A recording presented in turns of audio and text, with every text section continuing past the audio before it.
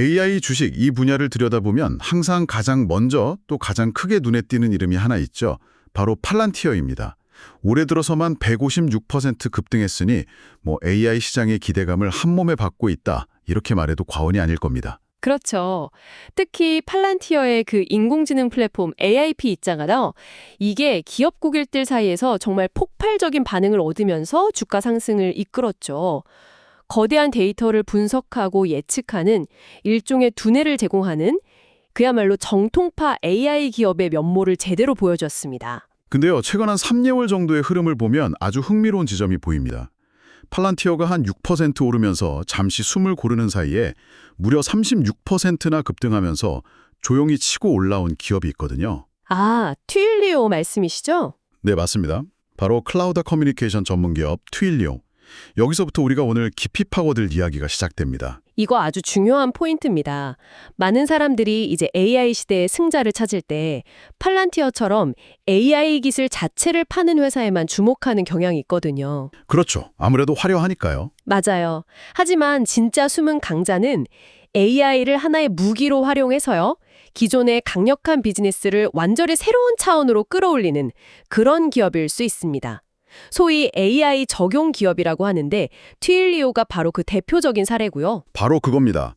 그래서 오늘은 단순히 어떤 기업이 더 많이 올랐나 이걸 넘어서 AI를 활용하는 두 가지 다른 접근 방식, 그러니까 두뇌를 파는 팔란티어와 기존의 신경망에 AI를 접목한 트윌리오의 전략을 한번 비교해보고 이 트윌리오의 잠재력이 어디까지 뻗어나갈 수 있을지 깊이 있게 들여다보겠습니다. 좋습니다. 화려한 스포트라이트 뒤에 숨겨진 진짜 성장 동력이 과연 무엇인지 그 구조를 파헤쳐보는 아주 흥미로운 시간이 될 것 같네요. 그럼 먼저 팔란티어 이야기부터 시작해보죠.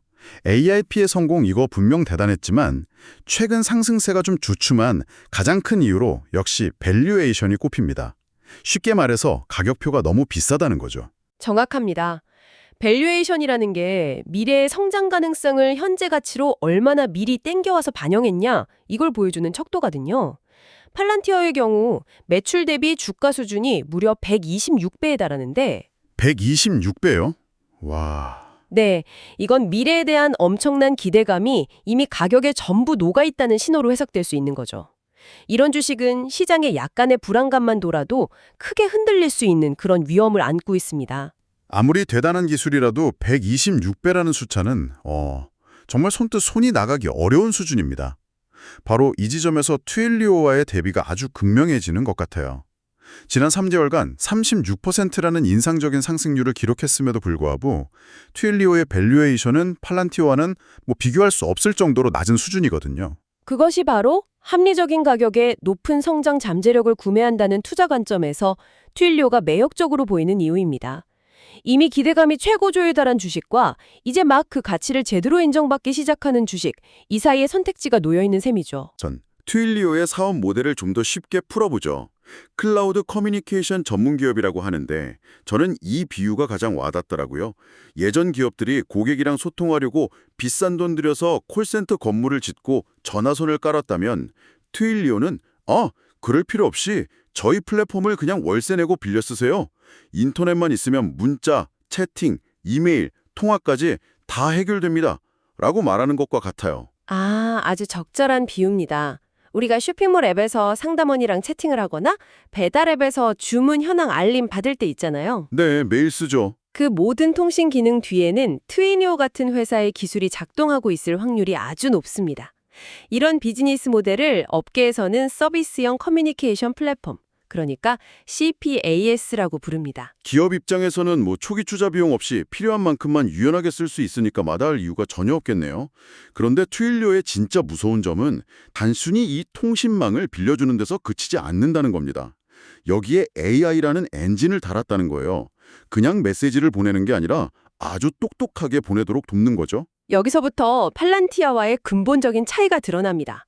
팔란티어는 데이터라는 원석을 분석하는 거대한 AI 공장을 제공하는 것에 가깝다면 트윌리오는 이미 고객과 연결된 수많은 도로망, 그러니까 커뮤니케이션 채널 위에 AI라는 지능형 교통 관제 시스템을 얻는 전략을 쓰고 있는 거죠. 지능형 교통 관제 시스템이라 흥미로운데요. 그게 구체적으로 어떻게 작동하는 건가요? 대표적인 게 예측 분석이라는 기능입니다. 트윌리오의 AI가 고객의 구매 이력이나 앱 사용 패턴 같은 걸 실시간으로 분석해서 이 고객은 곧 서비스를 이탈할 것 같아. 혹은 이 고객은 지금 신제품을 살 확률이 아주 높아. 같은 신호를 딱 포착합니다. 아, 미리 아는 거군요. 네. 그리고는 가장 적절한 타이밍에 이탈을 막기 위한 쿠폰을 보내거나 구매를 유도하는 맞춤형 정보를 담은 메시지를 자동으로 보내는 거죠. 이건 뭐 그냥 마케팅 자동화를 넘어서 거의 심리전 수준인데요. 근데 한편으로는 이런 생각이 들어요. 이런 AI 기능, 구글이나 아마존 같은 거대 기술 기업들이 마음만 먹으면 금방 따라할 수 있는 거 아닐까요? 트윌리오 간의 진짜 해자, 그러니까 경쟁 우위라고 할 수 있을까요? 바로 그게 핵심적인 질문입니다. 트윌리오의 진짜 해자는요, AI 모델 자체가 아니라 그 AI를 학습시키는 데이터의 흐름에 있습니다. 데이터의 흐름이요? 네, 트윌리오의 플랫폼 위에서는 매일 수십억 건의 문자, 채팅, 이메일이 오고 갑니다. 이 막대한 양의 실제 상호작용 데이터야말로 AI를 더 똑똑하게 만드는 최고의 연료인 셈이죠. 더 많은 고객이 트윌리오를 쓸수록 데이터가 쌓이고 AI는 더 정교해지고 이건 다시 더 많은 고객을 끌어들이는 강력한 선순환, 즉 플라이휠 효과를 만들어냅니다. 신규 경쟁자가 단번에 따라잡기가 굉장히 어려운 구조인 거죠. 아, 데이터가 곧 방어벽이 되는 셈이군요. 또 다른 무기로 개인화된 거대 언어 모델? LLM도 있던데요. 네, 이건 정말 강력합니다. 요즘 유행하는 챗GPT는 세상의 모든 정보를 아는 만물 박사지만 특정 브랜드의 고객에 대해서는 잘 모르잖아요. 그렇죠. 일반적인 정보만 아니까요. 맞습니다. 트윌리오는 기업들이 자사의 고객 데이터만을 집중적으로 학습시킨 뭐랄까 우리 회사 고객 전문가 AI를 만들 수 있게 해줍니다. 예를 들어서 한 패션 브랜드는 자사 고객들의 취향, 구매 주기, 사이즈 선호도까지 완벽하게 파악한 AI 챗봇으로 고객을 응대할 수 있게 되는 겁니다. 와, 지난번에 구매하신 청바지가 아주 잘 어울리셨는데 그와 비슷한 핏의 신상 재킷이 입고되었습니다. 약간 이런 식으로 정말 나를 잘 아는 점원과 대화하는 듯한 경험이 가능해지겠네요. 그렇습니다. 결국 트윌리오의 전략은 AI 기술을 파는 게 아니에요. AI를 통해서 자사의 핵심 사업인 커뮤니케이션 플랫폼의 가치를 극대화하는 거죠. 이게 그냥 뜬구름 잡는 기대감이 아니라 실제 숫자로 증명되는 성과로 이어지는 이유입니다. 좋습니다. 그럼 그 숫자들을 한번 확인해 보죠. 말뿐인 성장은 의미가 없으니까요. 올해 3분기 활성 고객 계정이 39만 2천 개로 전년 동기 대비 22% 증가했습니다. 근데 놀라운 건 작년 같은 기간의 증가율은 4%에 불과했다는 점입니다. 와, 1년 만에 성장률이 5배 이상으로 뛴 셈인데 이건 보통의 성장 곡선이 아니죠.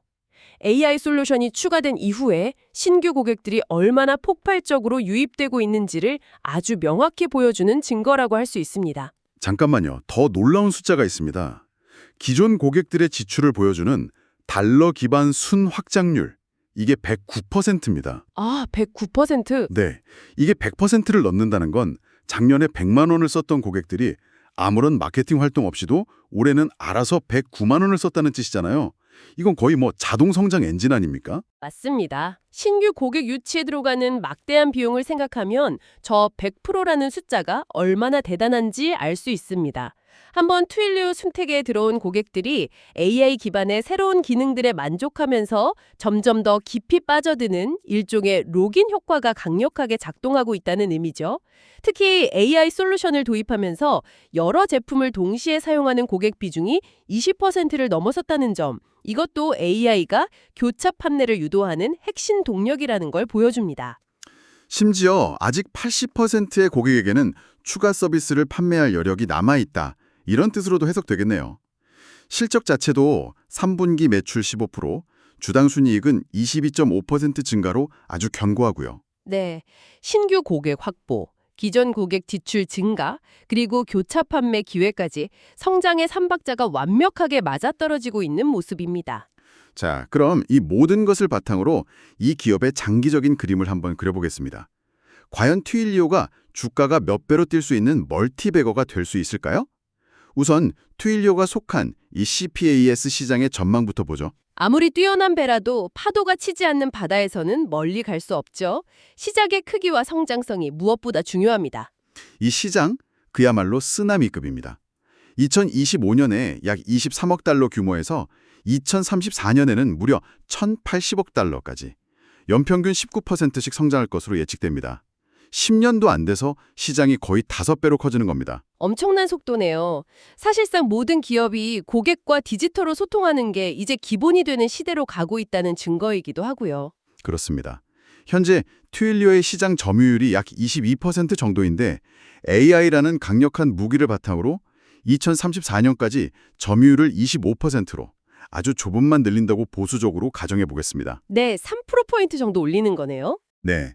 그러면 1,080억 달러 시장의 25%, 즉 매출이 270억 달러에 이를 수 있다는 계산이 나옵니다.